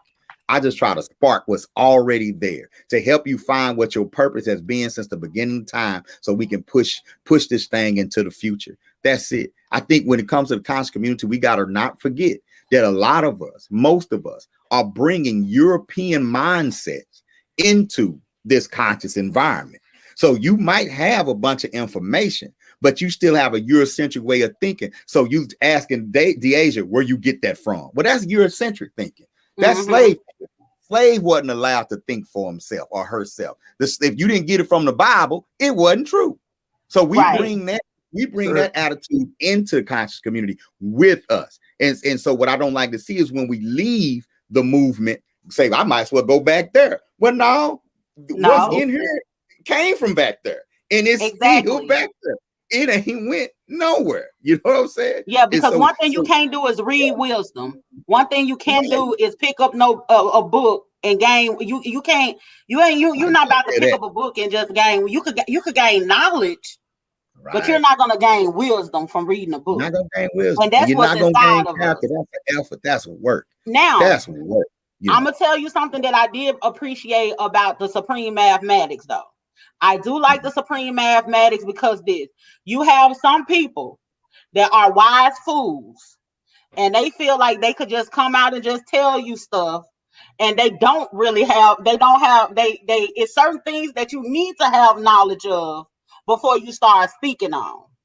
And a lot of people, they be wise fools and they just start saying stuff. They don't have any knowledge on what they talking about, ain't heard it until the first time you said it, and they feel like they just know it from in and out or whatever. Now that's something that I don't appreciate. But when it's something where people are having a conversation and having a dialogue and we're exploring each other's different thoughts or whatever the case may be, don't disrespect me and offend me talking about where you get that from. If it's just a true thought and not so much as regurgitating some information or try to write it off as it's a fact. And I think that's one of the things that people make a mistake in the conscious community as well, and where we don't allow each other those spaces in order to just explore each other's mind instead of just trying to straighten them all the time and hit them with a pages in a book or something that you read or whatever the case may be. You want to go to chapter 2 verse 6 of Message of the Black Man or whatever the case may be. You can't do me like that. And that's what a lot of people end up doing. They want to take you back and use certain books or whatever as reference points, and it's cool if you're talking about hardcore facts or whatever. But if you're just trying to explore people's mind and have open dialogue and honest conversation, a lot of that is not necessary a lot of times. And I think a lot of people fall back on that because they're not willing to do the work. Yeah, if you can't make it practical, make it relevant, and make it tangible, then chances are, there's another motive involved, or y'all, it's just two egos battling each other, and that don't always get nowhere. I love to see people personally. I love to see people engage in debate. I love to see people engage, and even when they talk about the earth flat and all that, I'd be like, at least you're seeking. Because you might be talking about the earth flat today, but next week you might have a real solution up in this motherfucker about something. Just keep because you sound like a damn fool saying the earth is flat, don't mean that you're not knowledgeable or something else. Yeah, but I'm not gonna sit here and watch it. But it's for somebody. I don't. You can always just keep scrolling, pass on by, let that stuff happen, and go. And I just go focus on what I go call Brother Truth or something, so I can talk something real. You know what I'm saying? And I'm good to go. And I let the ones that be in outer space. I was probably out of space at one time. Somebody gave me grace and let me be crazy. So I give other people grace. Like come down to earth. Yeah. They'll be back. When I got into this, I was going around just, you hated to see me come in the room. Here he come. I wasn't nothing like this. I used to have it bad. When I got into it, I was like, say something. Well, we have Brother Truth here. Thanks for joining us tonight. I'm going to have to ask you the same question that I asked everybody else before I do so. I want y'all to know that this brother right here, he has a business called Nature Spill? Yeah, Nature Spill, yeah. Nature Spill, where he sell natural products. I actually purchased some soap from him. It's really good. And ladies, it don't make your let me say it's good for the yawny. Let me use the hotel word, yawny. Hotel is useful. Hotel is useful sometimes. I was gonna go left with that. But yeah, it's good for the let me put my let me act like I got some stuff up here. It's good for your yoni. So you can still use it there because I know I don't like using things with scents and stuff like that. But you could use it for all over your body. It's really, really good.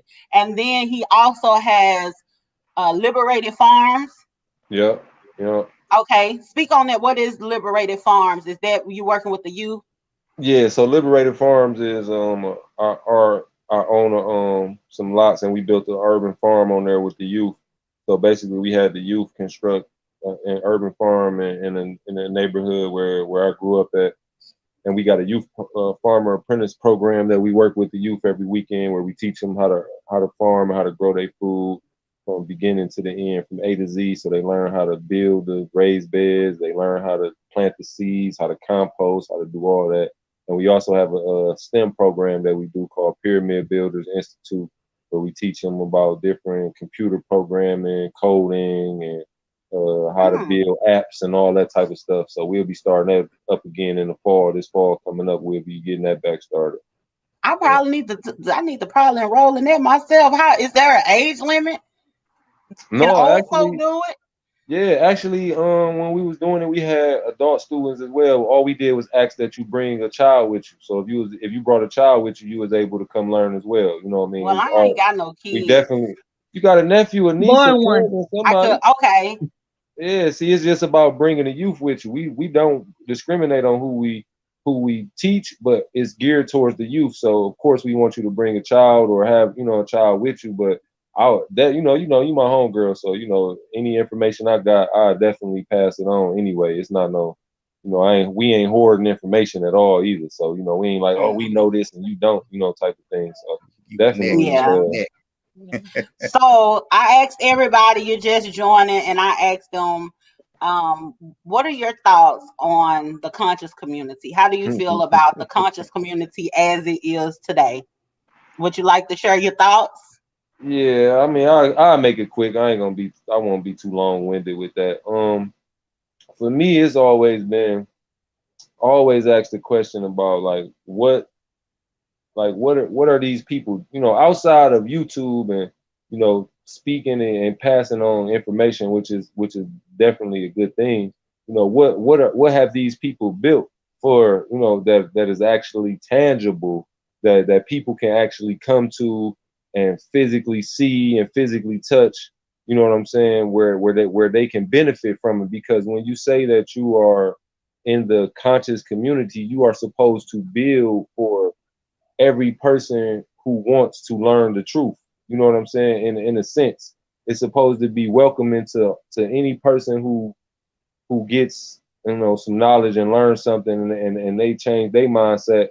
So now they have a place where they can feel comfortable. That's what I always thought about when the conscious community. So a lot of this stuff doesn't surprise me, but what does surprise me is the continued support from so-called righteous people and righteous brothers and sisters in the movement who supposed to know better, but they still continue to make excuses and use these situations for views and use these situations to try to make money off of them instead of doing what is best for the people and making examples out of certain people who do certain things, at least where we not still including them as a part of the righteous movement or the conscious community. Because I really don't like that word, because I feel like a community is somewhere you're supposed to be able to go.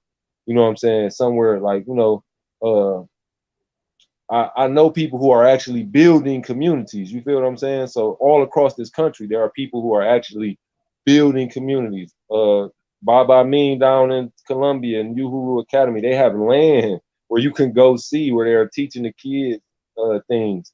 Brother Q Butter in Brooklyn, he actually has a school where he didn't need $1 million in donations. I think he started with like 15,000 or something like that. And he has a STEM school where he's teaching them all kinds of science and all kinds of technology. You know what I'm saying? I met that brother. He came to Detroit before.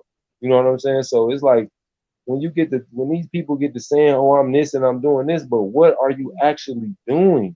We should let actions be louder than any word that a person has ever said. They can articulate themselves in all of the good ways, and you know what I mean, and word themselves the best, and don't stutter and don't say ah and huh, and be well trained in those aspects. But when they get off that camera, that's all. It's over.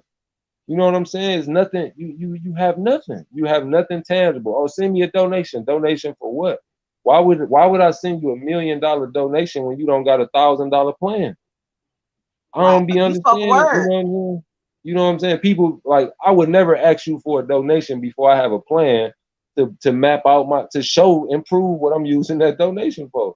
Every time we receive donations, we've shown improve. We delivered on what we asked of those donations. You can't ask for donations for a school, a building fund, stuff like that, and then you never produce a building, you never produce a school. Exactly. But I'm And you supposed to know keep what? supporting you. I'm You know what I'm sorry. saying? No, it's okay. Go ahead. And you know, when it comes to donations and everything, I don't have a problem with a person who has something legit going on that use the Mm-hmm. surplus for anything personal. I don't have a problem with that. It's like if Right. you if you know, sometimes, like, say for instance, I have seen people that they have put out fundraisers or whatever, and they'll say, I only need $2,000. The Mm-hmm. people might love and support them so much to where they might mess around and end up with $5,000, right? Mm-hmm. And as long as they are, you know, putting something into, you know, they're living up to their promises and doing what it is that they're supposed to be doing, and they said that they were going to do with the money. As long as they're doing what they say that they're going to do with the money, and there just so happen to be some surplus, I have absolutely no problem with them doing anything, you know, for self with that. Because the thing Yeah. is, for someone to be a leader and to be doing things into the community, it takes a whole lot of time to do that. It's not like these people, you know, can just go Mm-hmm. work a regular 9 to 5 like everybody else, and, you know, supplement their income over here and do all this old kind of stuff. Mm-hmm. That's absolute. It's nothing wrong with using it. But my thing is you can't be somebody like Umar Johnson that is taking these donations, and you ain't put a brick. Not ain't laid. You ain't broke the ground yet. We ain't seen no Tonka truck nowhere. We ain't seen no ground break or nothing. You ain't broke no ground yet. You ain't laid a Mm-hmm. brick nowhere, but you still asking people for donations or whatever. Stuff like that is not cool. Now, say for instance, had he had built the school and he had $1 million in donations, he really actually built the school, and the school only cost, you know, a fraction of that $1 million or whatever the case may be. Because not only he has to be, you know, get this school built, he has to deal with the contractors and all of that, and he still has to put his time and energy into it in different other ways. So if it only took like a fraction of that to build the school, then whatever else he's using to do whatever he needs to do to continue to do what he has to do, I don't have a problem with that. But you cannot keep collecting these people money, and you're not living up to any of the promises that you've made. That's the You part that I Mm-hmm. don't appreciate about these people. I'm going to Yeah. say this, you know, about that particular project. I don't know nothing about it. I don't know what the inner workings are. I don't know what the meetings are. I don't know anything about it. I don't know what the time frame is. I don't know anything about it, you know, but I want 1 million schools to be built, 1 million schools to be built, you know, and I ain't gonna lie, I can't help but keep praying that turns into something. You know what I'm saying? Like, I Right. don't count their pockets. I ain't over there. I'm building mine. Mm-hmm. I respectfully decline to just even be a part of that aspect, because it's none of my business. But what I do know, what I do focus on is, what can we build? What are we doing? You know what I'm saying? How can I get with Liberated Farms? How can I get, you know what I'm saying? We link with Mm-hmm. like-minded Mm-hmm. people, man. And I pray for the people who are good, great people, righteous people who are supporting that particular project over there, that they take that leadership and they get in the people that are supporting that, make it happen. But that's not everybody. And in the grand scheme of things, No. $1 million ain't a lot of money. And it's just one school. No. Yeah, That's Yeah. all that's true. we just talking about, Yeah. one. And, And and, and just to, so I think a oh, part of okay. our sickness too, as a conscious community, I'm guilty too, right? Is when we put a laser focus on something and give it so much attention. And I'm telling y'all, this has just been my experience. Somebody who's trying to develop a school, the negative talk about that school hurts my school. Yeah. Right. Yeah. You see what I'm Of course saying? it do. Because a lot It of do. people paint us with a broad brush, Yeah. you Yeah. know. It do. So I'll be But reluctant. at least you, at least, Baba, at least you got a school that exists. Well, I And see, do. the thing too, Baba, is that's why it's our responsibility. This is my opinion. I feel like it's the responsibility of righteous brothers like yourself, righteous brothers, like Q Butter, Marcus Klein, and people like that. Like when F stuff, when bogus stuff happen, it's our duty to correct it. And this doesn't have to be done publicly. This doesn't have to be done, as like circus type of thing. But me and we can make certain phone calls. We can holler at certain people. You know what I'm saying, in certain places. You know what I'm saying? Hey, be like, hey, look, this ain't. We not going for this. This is not right. Such and such, such and such. He need to be. You know what I'm saying? We don't need to be a part of this or let this keep going on, and it won't happen. I think you know what I'm saying? And but when you do that, when you do that, people villainize you. You know what I'm saying? Like it was people disrespect. Like one time, I'm gonna get this story out real quick. Yes, it was an incident. It was an incident with a brother. He was disrespecting elders and ancestors on his platform, and he was coming to Detroit.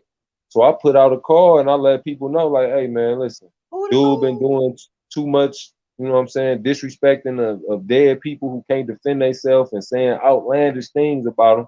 You know what I'm saying? Like, I'm not standing for that. I consulted my elders before I made something, before I said something publicly. They gave me their blessing and I spoke on it. But then you had people saying that I was being, a troublemaker, or I was jealous or hating because they was doing the lecture and I went up to the lecture and I basically was like, y'all not going to be able to do the lecture until me and dude have a face-to-face conversation. You know what I'm saying? And basically he called people on the phone and all that, talked to the right people, and he apologized and said what he said. But I wanted him to apologize publicly, which what I'm saying, he did say he was gonna do. But people villainize you when you start stepping up and taking, like they do, taking certain stances as far as, especially in the movie, because they feel like, oh, just because you black, I'm supposed to accept everything that come with you, which I do to a degree.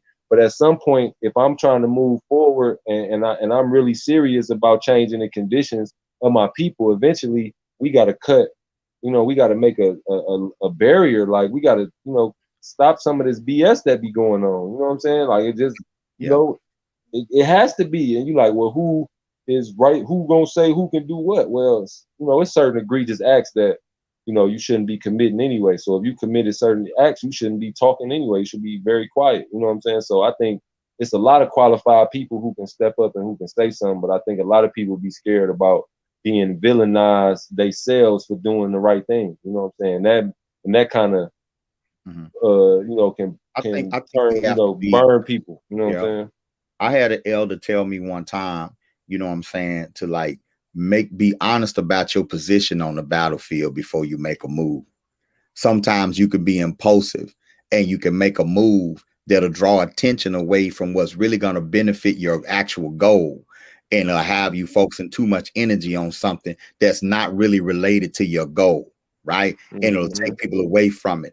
When we're all small, and what I mean, but we're huge. When I mean by small, as far as our actual institutions, right?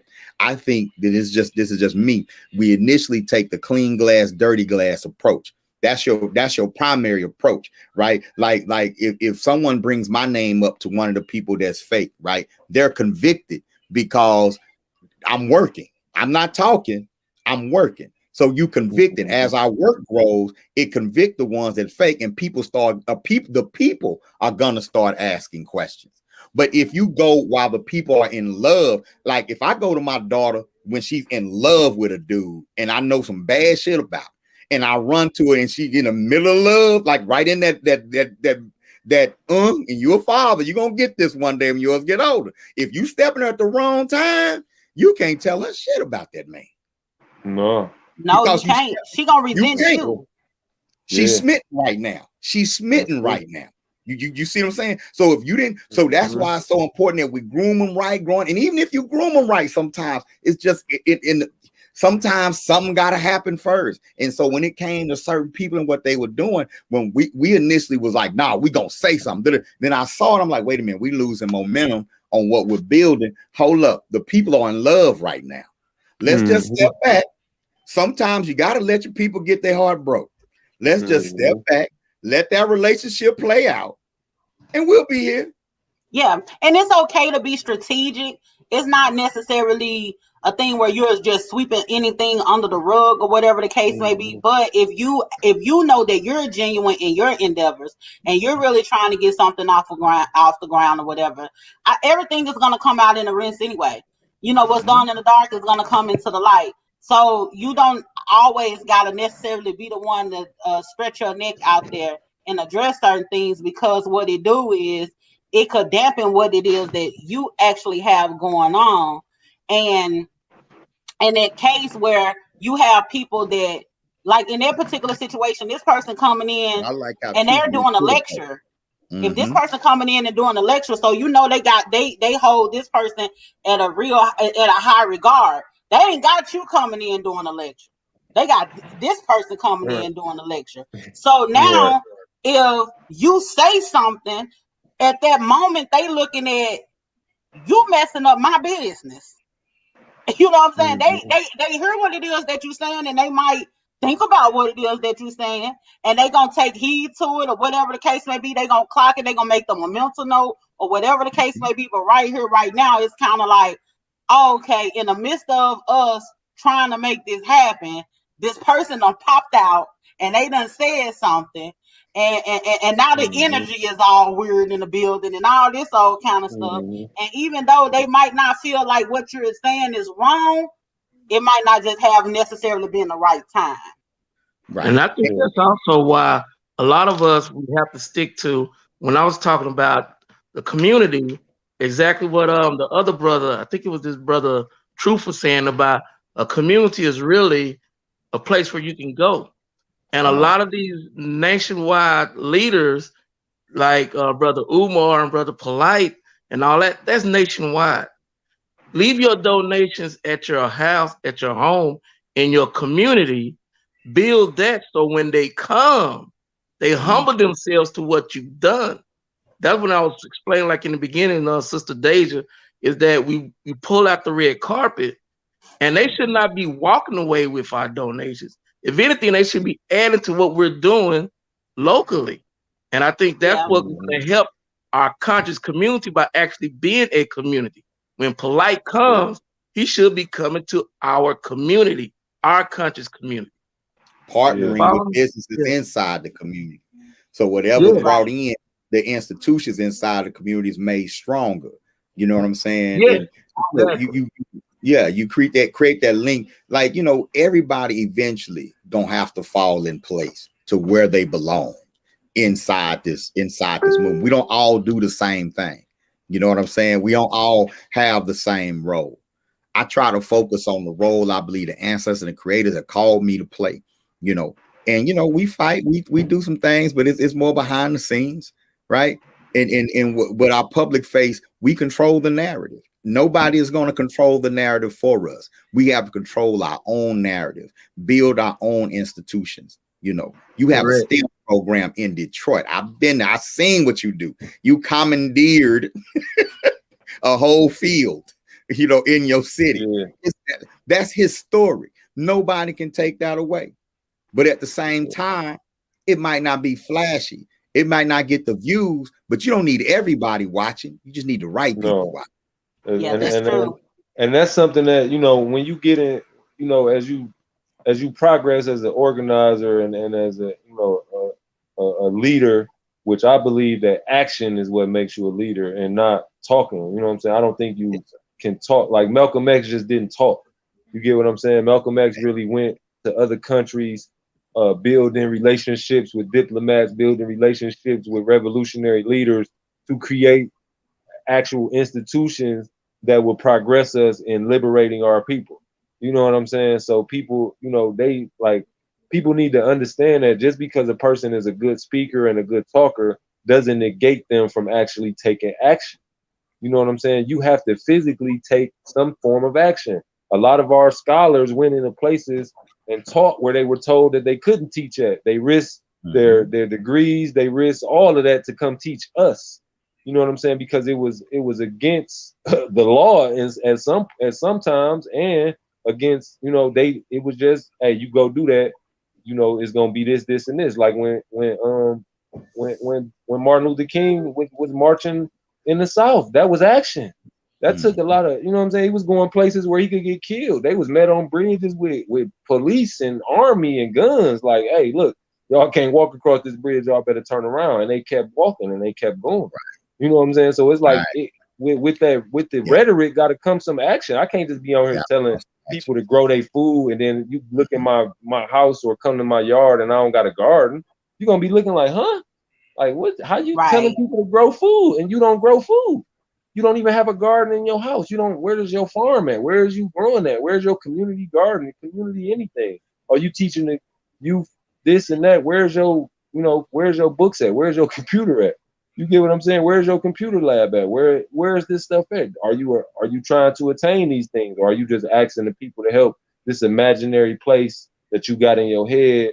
And you know what I'm saying, you're gonna go buy a Lamborghini and a Rolls Royce and all that. And that's cool. If that's for people, that's for them. You know what I'm saying? I have different ways of being luxurious, you know what I'm saying, than going to buy stuff like that. But I'm not against nobody for having something that they want and that they like if they work hard for it. But don't use our plight to gain notoriety and those that exploit us in the first place. Yeah, you know what I'm saying? And then because I show like being in a Maybach.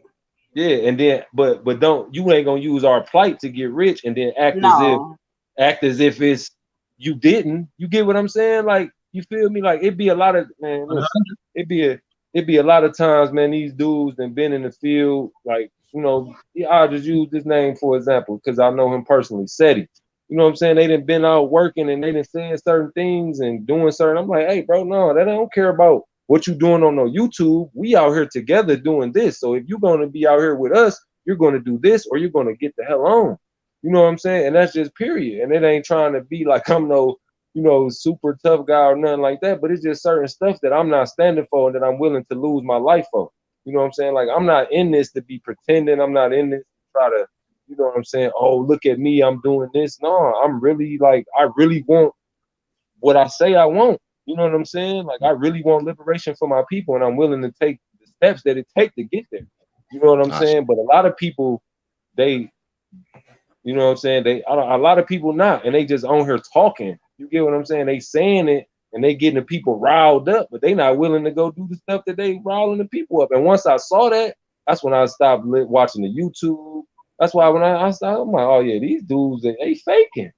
They faking. You know what I'm saying? People be mad at me about saying certain stuff about organizations right here in my city. But I got a right to say that because I'm actually putting in work. I'm learning from the people who I seen putting in work. And I saw out here physically, it's elders that's 60, 70 that's working harder than me.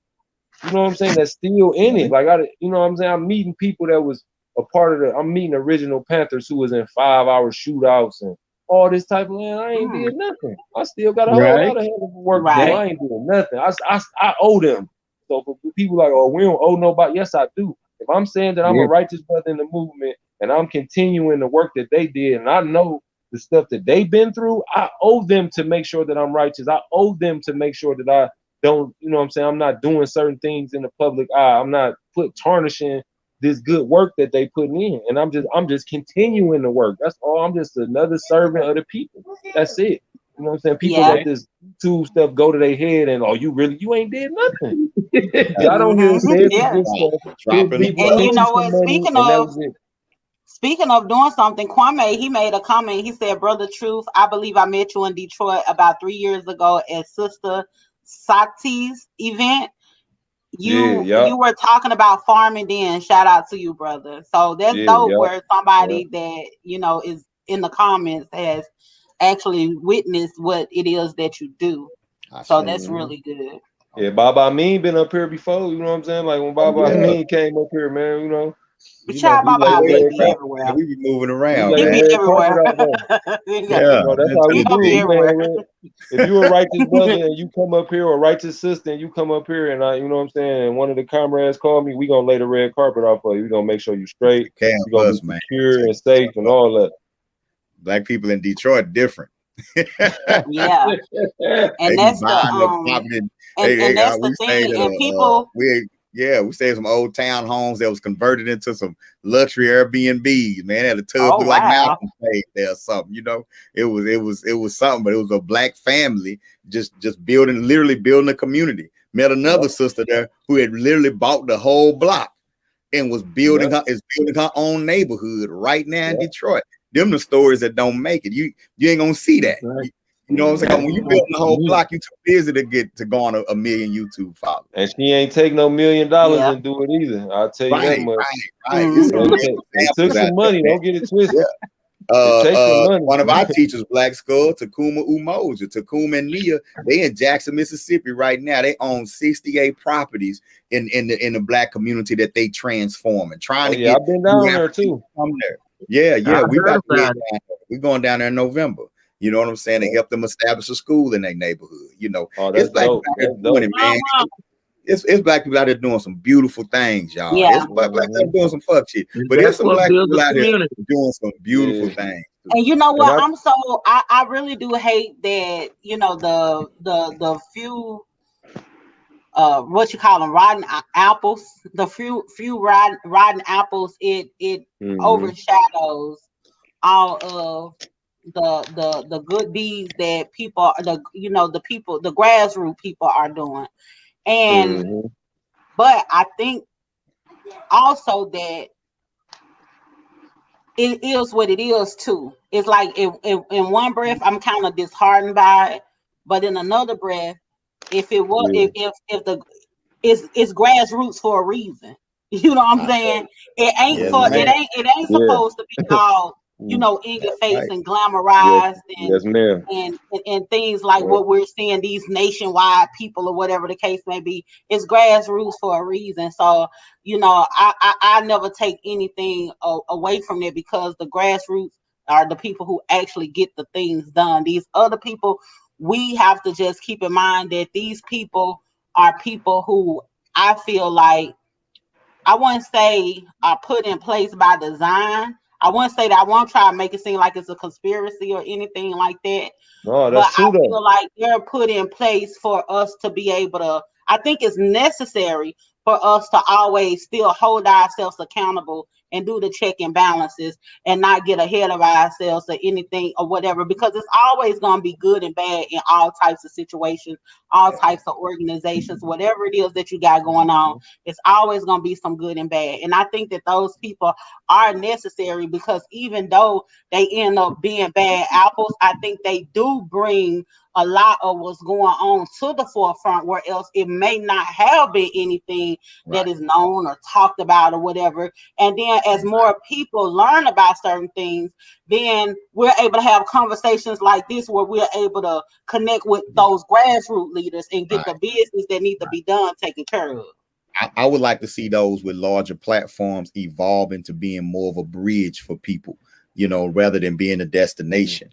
Be more of a bridge for people to get to where their spirit is telling them to go, rather than setting themselves up as the destination for people to go. Some of us, we're all bridges. Every movement is a bridge for some and a home for others, period. And we have to be okay with being bridges. We have to be okay with that. You know what I'm saying? Because everything ain't for the forefront. And we got to build our own spaces, our own social media networks, where we have our conversations, where we know where the servers are. You know what I'm saying? Where the information is being housed. And then we can have even more open dialogue. But, your Facebooks, your YouTubes and all that, they're going to promote information that's more aligned with an American type attitude. America's sex, violence, drama. That's America. That ain't Black America. Ain't just Black America. Exactly. That's America, period. So that shit resonates with us, because that's the type of society that we live in, So when we say conscious community, we got to build communities on the ground, in cyberspace, whole 9 yards. And it's happening. It's happening. It is. And you know what? Believe it or not, like, a lot of people think that just because we have social media, and sometimes we talk a little bit more than what we should also on social media outlets, but at the end of the day, the revolution is still not going to be televised. At the end of the day, it's still certain things that it's not shared on social media. And at the end of the day, us holding these type of conversations or whatever the case may be, it's not anything exploitive or exposing anything that is not already out in the open. But it's for us to just bring things in and just start focusing on what it is that we need to do in order to propel ourselves in this society as a community, and kind of like, redirect our focus on what really matters. I say, y'all, I gotta step away. Okay, I gotta go too because I've been on here for 2 hours. God, thank you. I wanted to shout out to Baba Baruti and Yaba Rudy. I want to shout out to Baba James Smalls and all the great elders and scholars out there, that are doing great work. Before I get out of here, I just want to do that. And Baba, what I want you to do too, shoot me your link. When you get off or whatever, shoot me your link. I'm gonna put your link in here or whatever. And then I want you to Brother Truth. I'm calling y'all screening. Brother Truth, I want you to put your information and Black Skull, if you got some information that you would like, to share, or whatever the case may be, send it to me and I can put it in the comments. Okay, All appreciate right. you too. My bad, I fell asleep too. Oh, you did fall asleep on me. I wanted to swing. Yeah, I was knocked out, man. I woke up. I'm like, oh, my wife was gone. Everything. I'm like, all right. So before you guys leave, I definitely appreciate you guys for tuning in tonight. I thank all of y'all for joining the live, giving y'all perspective. I definitely appreciate the love and support. I couldn't do this without y'all.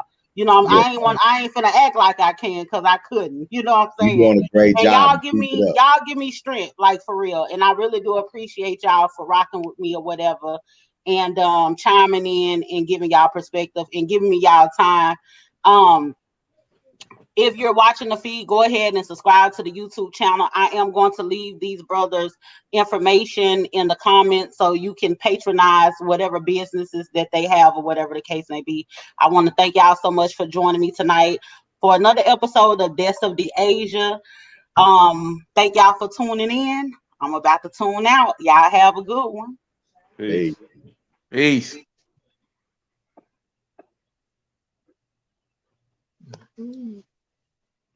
I hope you black men were paying attention. I hope you black men were paying attention. Good night.